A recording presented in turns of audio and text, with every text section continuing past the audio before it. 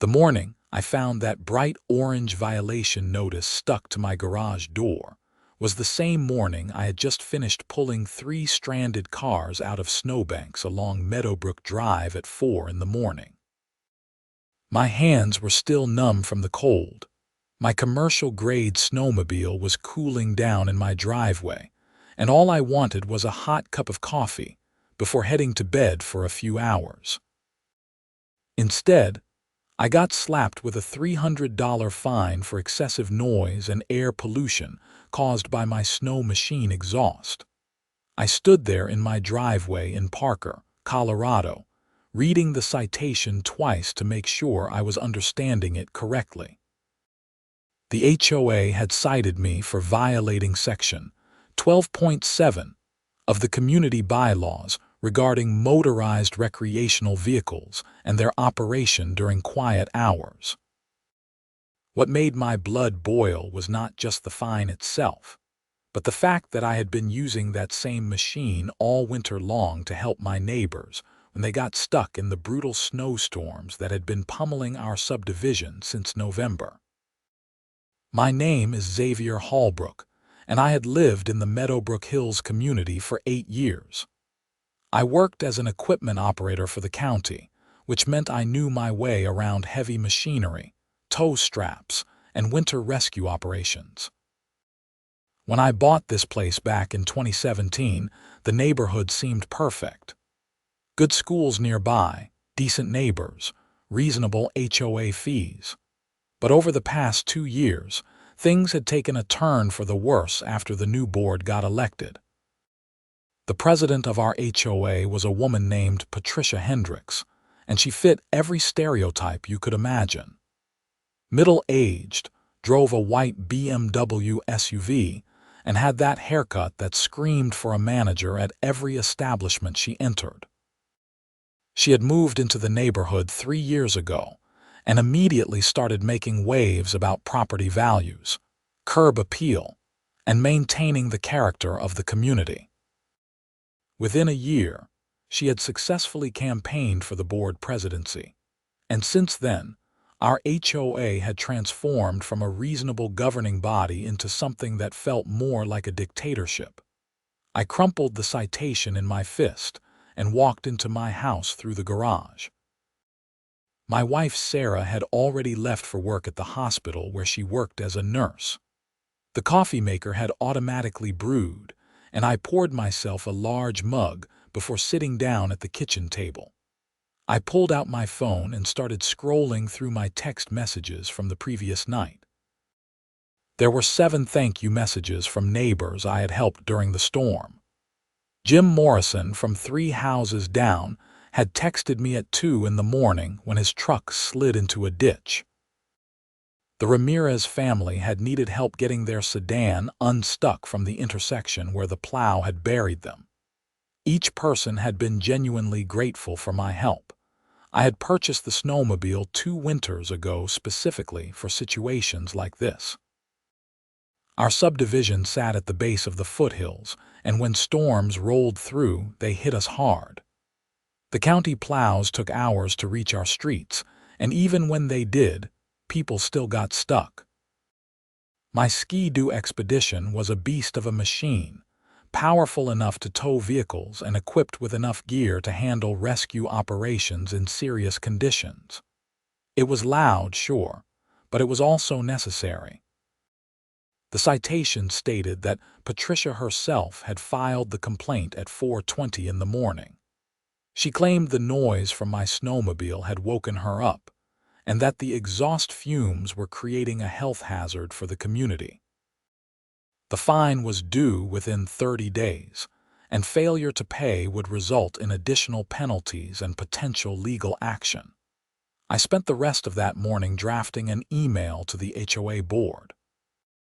I explained the situation calmly and professionally, detailing each rescue I had performed over the winter months. I included testimonials from neighbors, photographs of stuck vehicles, and even data from the National Weather Service showing the severity of the storms we had experienced. I argued that my activities fell under emergency assistance and should be exempt from the noise ordinances.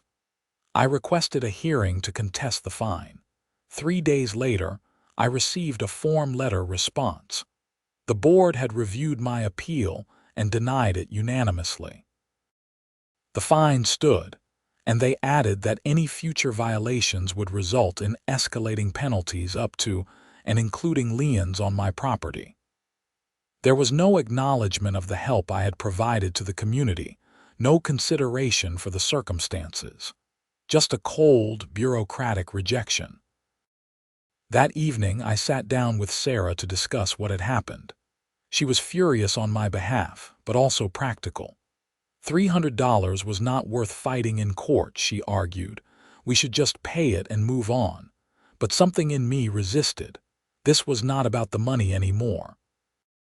This was about the principle of the thing. I had been helping people, potentially saving lives in dangerous conditions, and I was being punished for it. Over the next week, I stewed on the situation. Another storm system moved through, dumping another 8 inches of snow on our neighborhood. My phone started buzzing with the usual requests for help.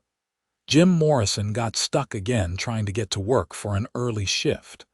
The elderly couple at the end of Meadowbrook needed assistance getting their car out of their driveway. A family with a newborn baby was trapped in their vehicle after sliding off the road near the community entrance. I looked at each message and felt a knot forming in my stomach.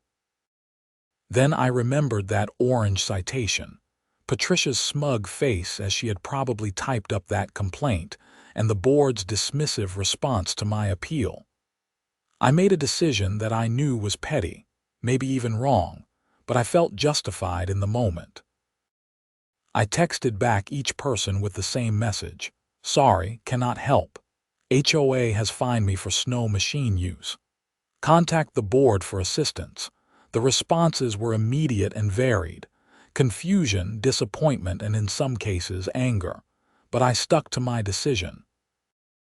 I watched from my living room window as Jim struggled for 40 minutes with a shovel and eventually called a tow truck that took 2 hours to arrive and charged him $200.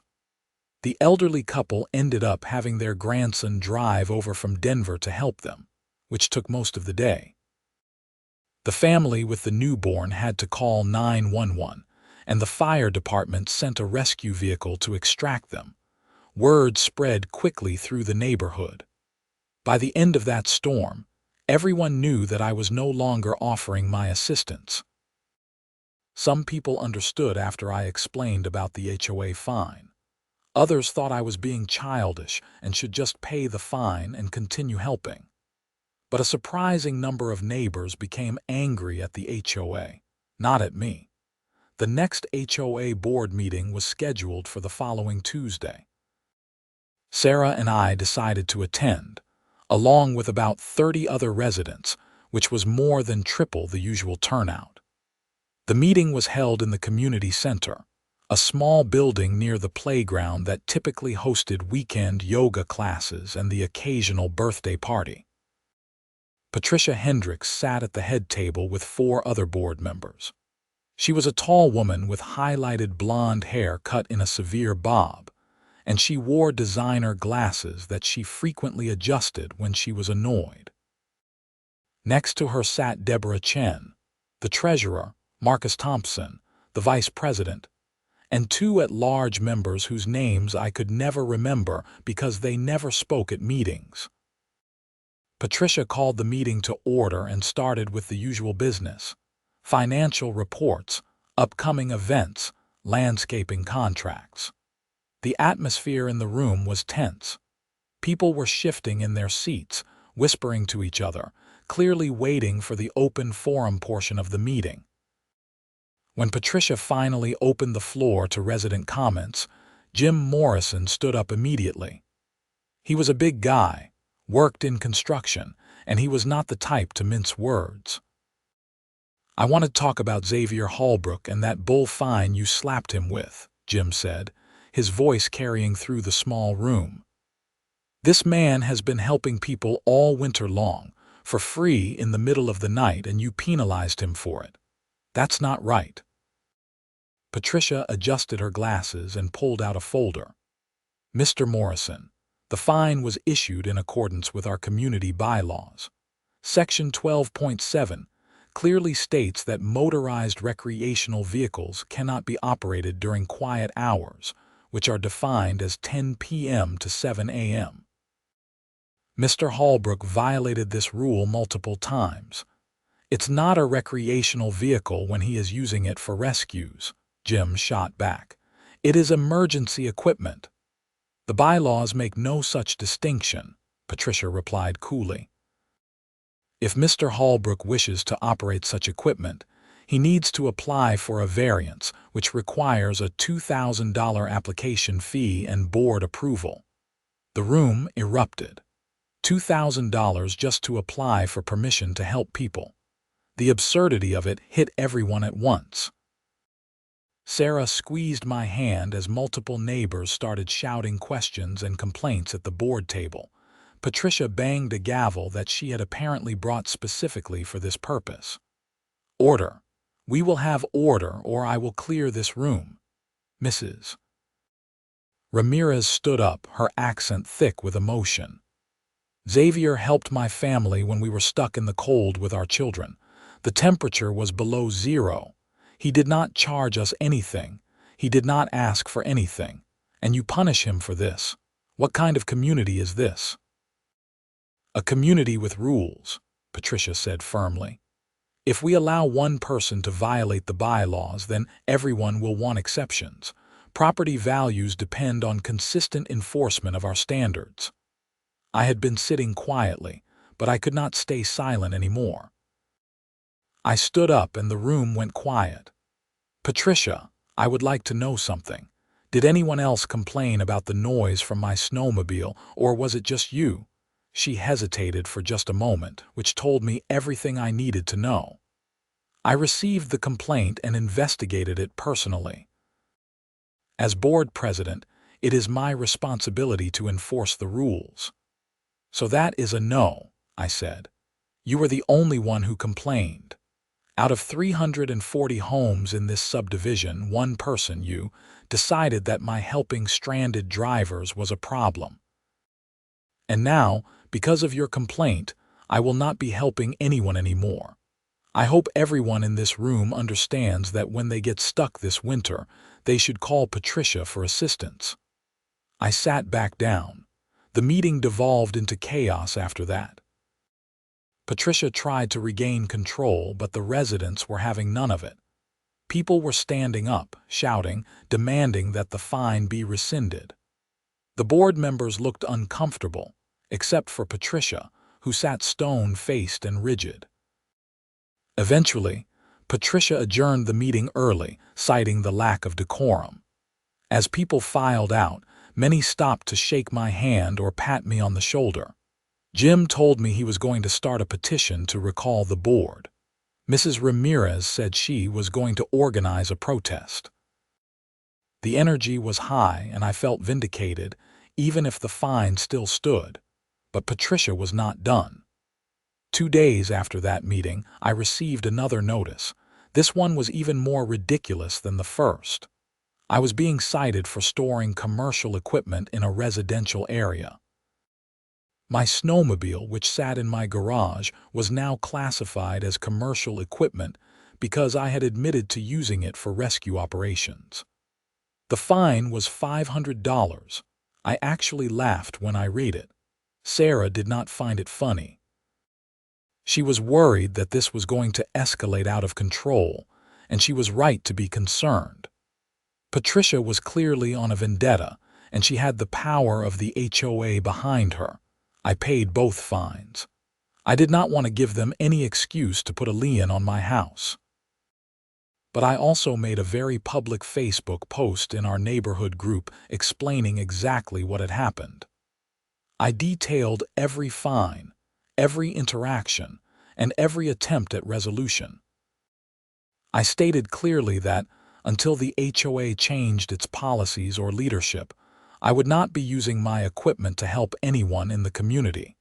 The post went viral within our subdivision. Shares, comments, reactions poured in. The majority of people supported me, though there were a few who thought I was being unreasonable. One woman named Linda suggested that if helping people was so important to me, I should just move to a place without an HOA. That comment did not go over well with the others. January turned into February, and the storms kept coming.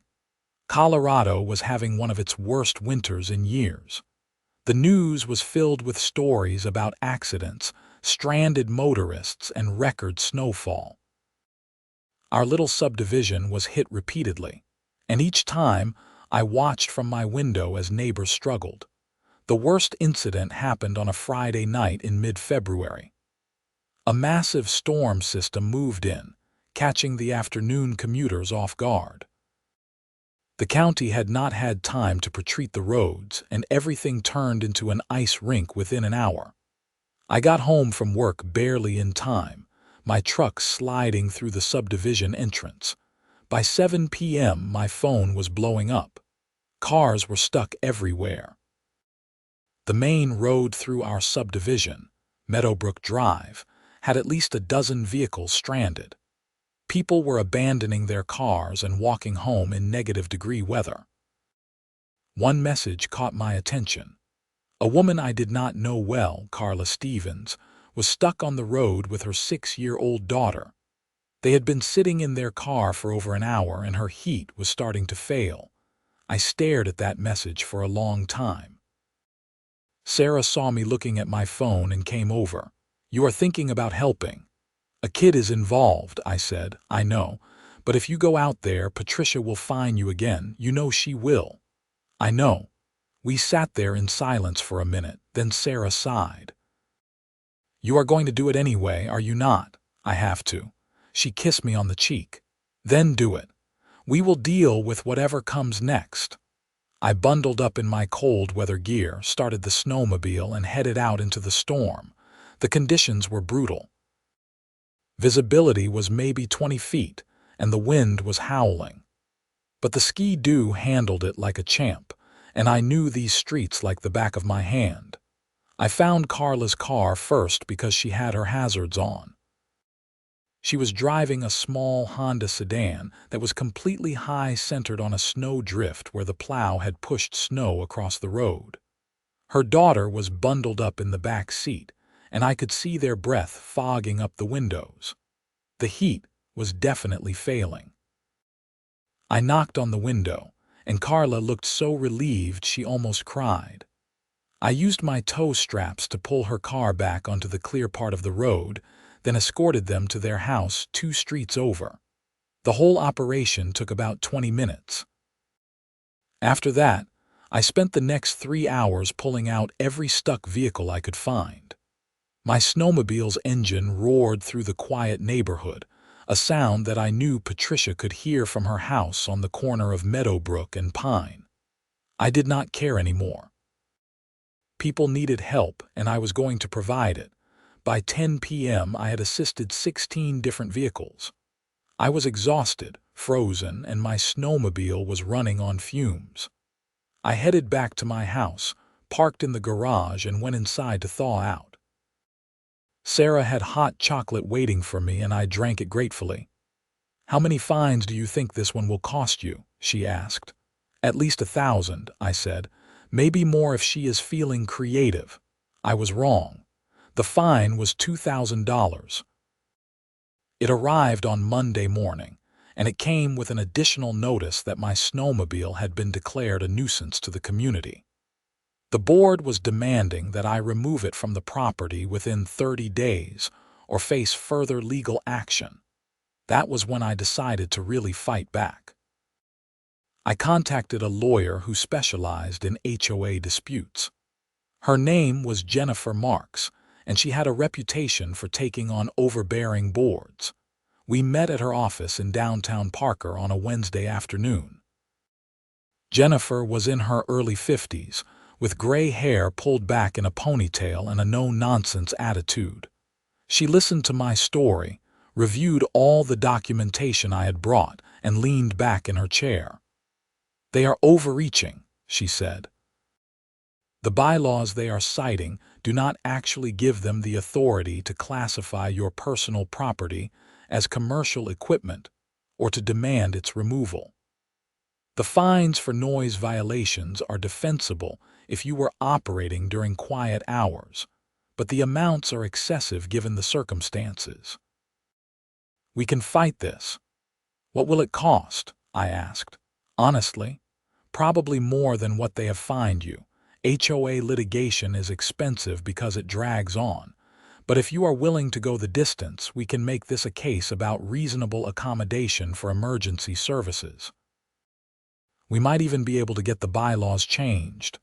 I thought about it for a moment. What if we go public with this?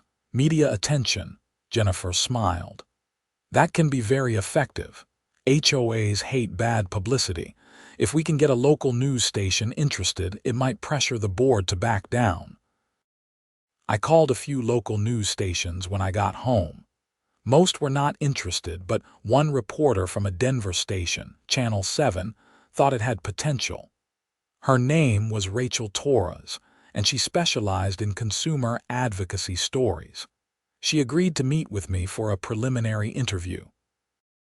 Rachel showed up at my house 2 days later with a cameraman. She was a sharp woman in her 30s, professionally dressed, and very prepared. We spent an hour going over the story, and she interviewed several of my neighbors who had been helped by my snowmobile rescues. The segment aired the following Monday during the evening news. It was titled, HOA Fines Good Samaritan for Helping Neighbors. Rachel had done an excellent job presenting the facts, showing the citations, interviewing grateful neighbors, and even capturing footage of the snowy conditions in our subdivision. At the end, she had tried to interview Patricia, but Patricia had refused to comment on camera. Instead, the segment showed Rachel standing outside Patricia's house, while a voiceover explained that the HOA president had declined to participate. The response was immediate and overwhelming. The story was shared thousands of times on social media. Local news websites picked it up, then regional news, and eventually it hit national news aggregators. By Wednesday, I was getting calls from news outlets across the country wanting to do follow-up stories. Patricia must have been furious. The HOA board released a statement through their lawyer saying that the news coverage was biased and did not represent the full situation. They claimed that I had been violating multiple bylaws and that the fines were justified. The statement made things worse because it came across as defensive and tone-deaf. The petition to recall the board that Jim Morrison had started gained serious momentum. Colorado HOA law allows for board recalls if 15% of homeowners sign a petition. Our subdivision had 340 homes, so we needed 51 signatures. Within a week of the news story airing, we had over 100. The board was required to hold a special election within 60 days of receiving a valid recall petition. Patricia tried to fight it, claiming that some signatures were invalid, but Jennifer helped us verify everything. The recall election was scheduled for the first week of April. During all of this, another major storm hit in early March. It was one of those late-season blizzards that dumps wet, heavy snow and causes major damage. I watched the weather reports and knew it was going to be bad. My snowmobile sat in my garage and my phone started buzzing with requests for help as soon as the snow started falling. I did not respond to any of them. I had made my point, and I was not going to give Patricia any more ammunition before the recall election. It was one of the hardest things I had ever done, sitting in my warm house while I knew people were struggling outside. Sarah and I watched from our living room window as the storm raged. Cars were sliding everywhere. The county plow did not show up until almost midnight. One car ended up in the ditch right in front of our house, and the driver spent 30 minutes trying to get it out before finally giving up and walking home.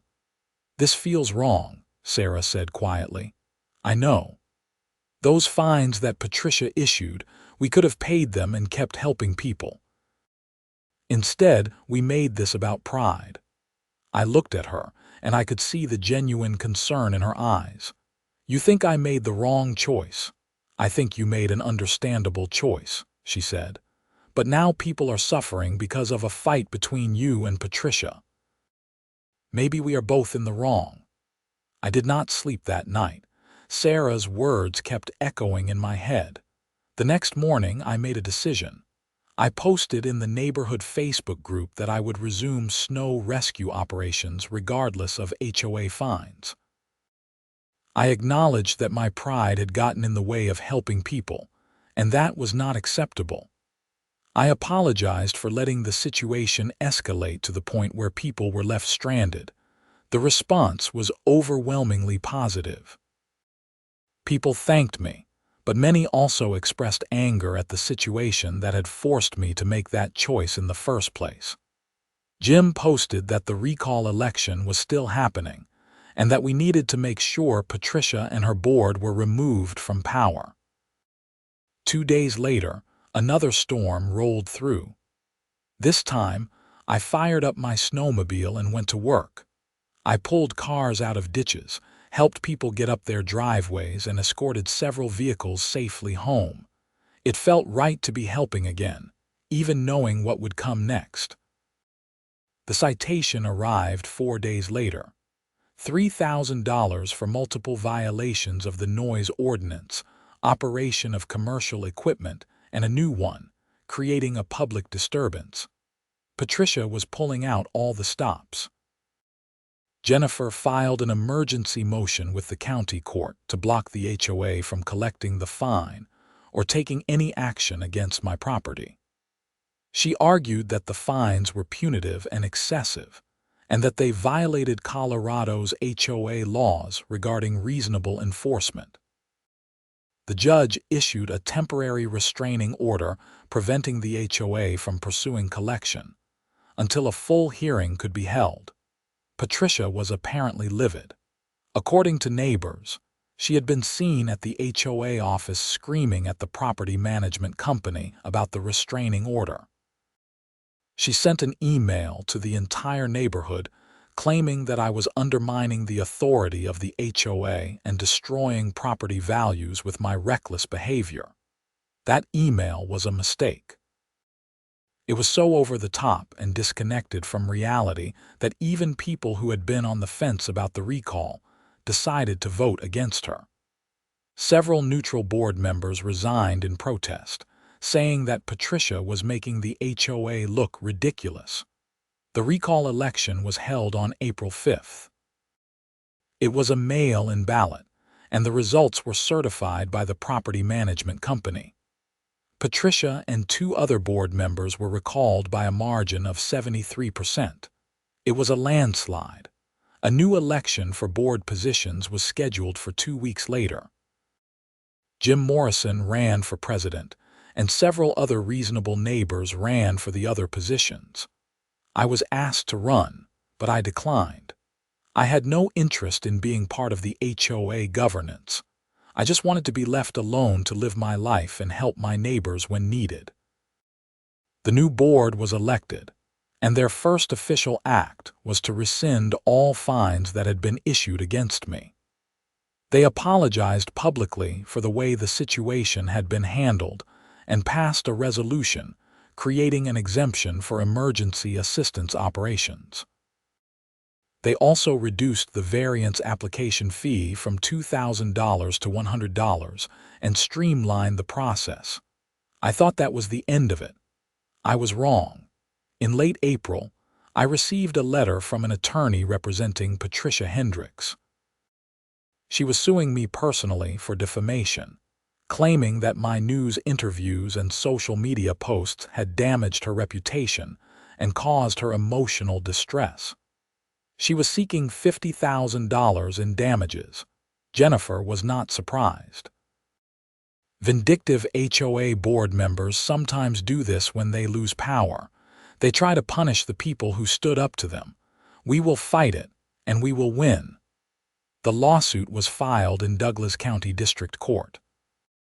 Jennifer filed a motion to dismiss, arguing that everything I had said was factually true and therefore could not be defamatory. She also argued that Patricia, as a public figure in her role as HOA president, had a higher burden of proof for defamation claims. The case dragged on for months. Discovery was brutal.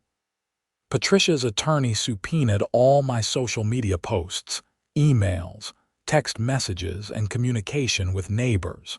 They even tried to depose Sarah, though Jennifer successfully blocked that. During discovery, Jennifer found something interesting. Patricia had been using HOA funds to pay for personal legal fees related to her fight against me. She had authorized payments totaling over $15,000 from the HOA reserves to her attorney without board approval or member notification. That was a violation of Colorado HOA law and potentially criminal misappropriation of funds. Jennifer immediately filed a complaint with the Colorado Attorney General's office and notified the new HOA board.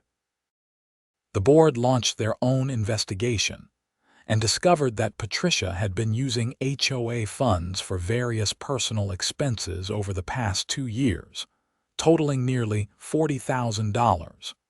The new board filed a police report with the Douglas County Sheriff's Office. Detectives began investigating Patricia for theft and embezzlement. Her lawsuit against me suddenly became much less important as she found herself dealing with criminal charges. In September, Patricia was arrested and charged with felony theft and embezzlement. The evidence was overwhelming. Bank records showed clear transfers of HOA funds to her personal accounts and payments for personal expenses charged to HOA credit cards. She had been sloppy because she never thought anyone would check. Her attorney tried to negotiate a plea deal, but the district attorney's office was not in a generous mood. HOA embezzlement cases were becoming more common in Colorado, and they wanted to send a message. The case went to trial in January of the following year. I attended the trial along with Jim Morrison and several other neighbors. It was surreal watching Patricia sit at the defense table, looking small and defeated. The woman who had wielded so much power over our neighborhood was now facing serious prison time. The prosecution presented their case methodically. Bank records, credit card statements, testimony from the HOA's accountant, and testimony from board members who had discovered the theft. Patricia's defense was weak, claiming that she had been confused about what expenses were appropriate and that she had always intended to pay the money back. The jury deliberated for less than 3 hours. They found Patricia guilty on all counts, 4 counts of felony theft and 2 counts of embezzlement. Sentencing was scheduled for 6 weeks later. At the sentencing hearing, the judge was not sympathetic.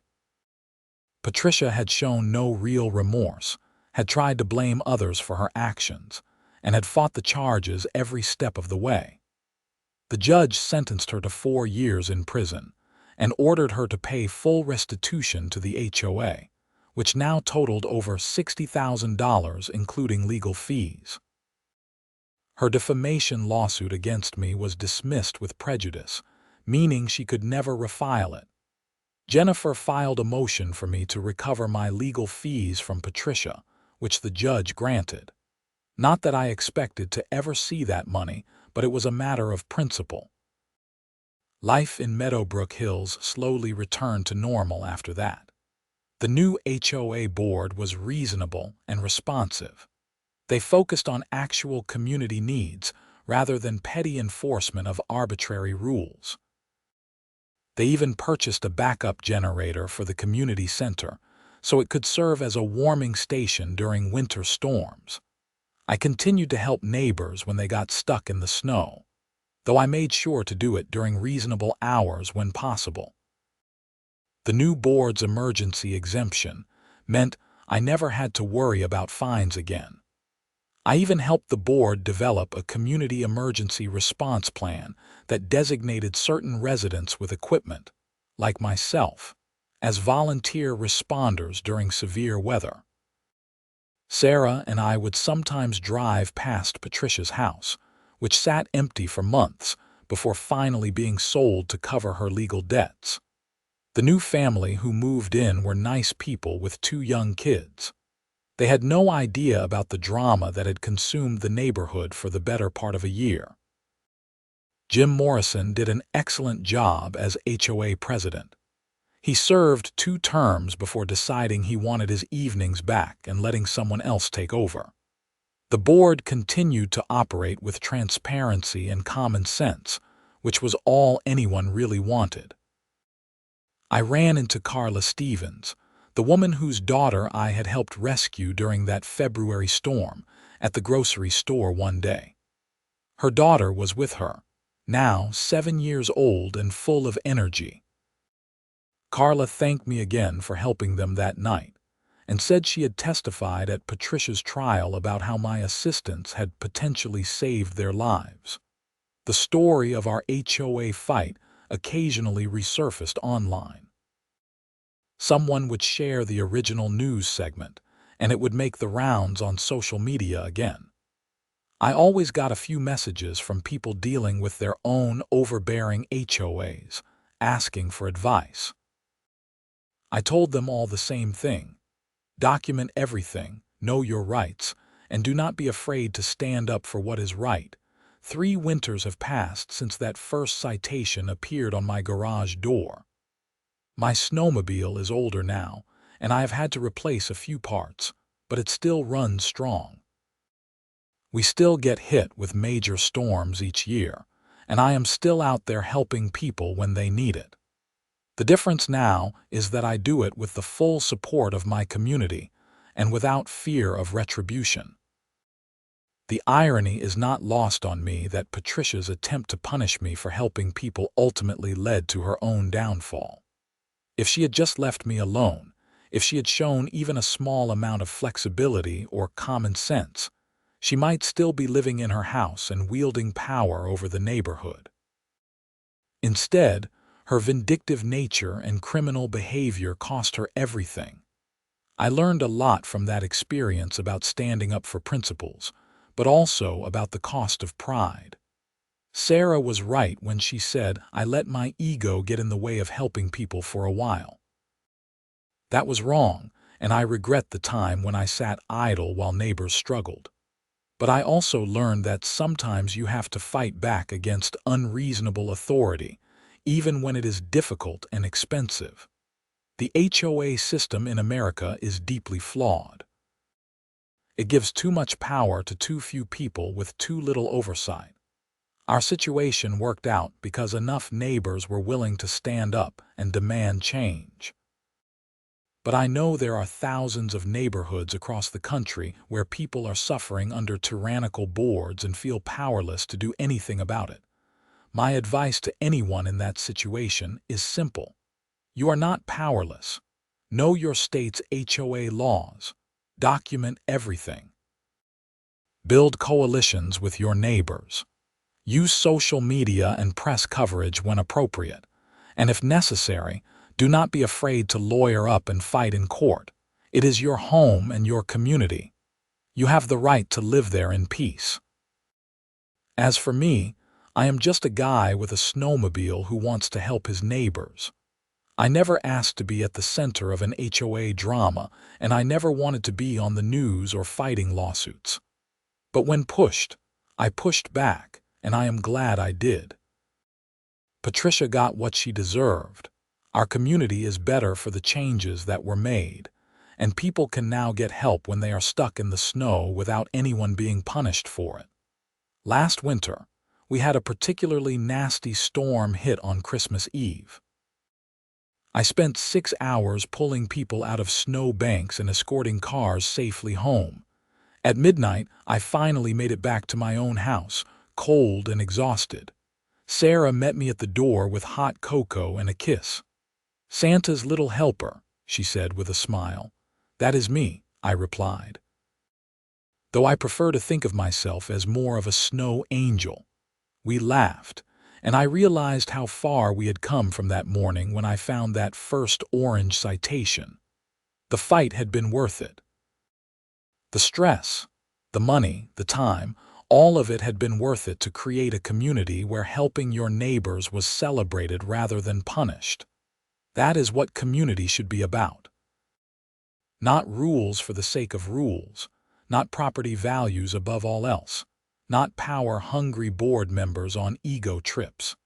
Just neighbors helping neighbors, people looking out for each other, and common sense prevailing over petty bureaucracy. I still have that first orange citation.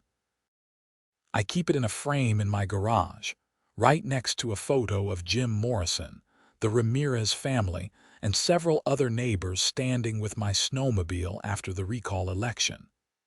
It is a reminder of what we fought for and what we won. It is a reminder that standing up for what is right is always worth it, even when it is hard. The Meadowbrook Hills community is not perfect. We still have disagreements about landscaping and parking and all the little things that come up in any neighborhood. But we handle them like reasonable adults now, with communication and compromise. The HOA serves the community rather than ruling over it, and that makes all the difference. As I write this, another winter is approaching. The weather forecasters are predicting above average snowfall for Colorado this year. My snowmobile is serviced and ready to go. My tow straps are organized in the garage. My cold weather gear is laid out and prepared. When the first big storm hits, I will be ready to help anyone who needs it, just like always. And if anyone has a problem with that, well, they can take it up with the HOA board. Something tells me they will not find much sympathy there anymore. The HOA serves us now. We do not serve the HOA. That is how it should be, and that is how it will stay as long as we remain vigilant and engaged. Patricia learned that lesson the hard way. She thought the rules and her position gave her unlimited power to punish anyone who did not conform to her vision of the perfect neighborhood. She forgot that she was supposed to serve the community, not control it. She forgot that people have rights and voices and the ability to fight back when those rights are violated. Her prison sentence will be over eventually. She will have to rebuild her life from scratch. Part of me feels sorry for her because she threw everything away over petty disputes and stolen money. But mostly, I feel relief that she can never hurt our community again. The empty lot where her house used to stand, now occupied by that nice young family, is a reminder that no one is above accountability. Not HOA presidents, not board members, not anyone. We all live in this community together, and we all have to follow reasonable rules and treat each other with respect. That is the real lesson from all of this. Not that HOAs are inherently evil, but that they require constant oversight and engagement from homeowners. When good people stay silent and let petty tyrants take over, bad things happen. When communities stand together and demand accountability, positive change is possible. I never wanted to be the face of HOA reform in our neighborhood. I just wanted to help people with my snowmobile. But sometimes life pushes you into situations where you have to make a choice. Stay silent and accept injustice, or stand up and fight even when it is difficult. I chose to fight, and I am grateful that my neighbors chose to fight alongside me. So now, as snow begins to fall on another Colorado winter, I watch from my window with satisfaction and readiness. My phone sits on the table next to me, ready to receive calls for help. My snowmobile waits in the garage, fueled and prepared. And somewhere in the distance, I can hear the county plow beginning its rounds through our subdivision. This is my community. These are my neighbors, and I am ready to help them just like always. No fines, no threats, no vindictive HOA presidents can stop me anymore. We fought for the right to be good neighbors, and we won. That victory belongs to everyone who stood up, everyone who signed the petition, everyone who voted in the recall election, and everyone who refused to accept Patricia's tyranny.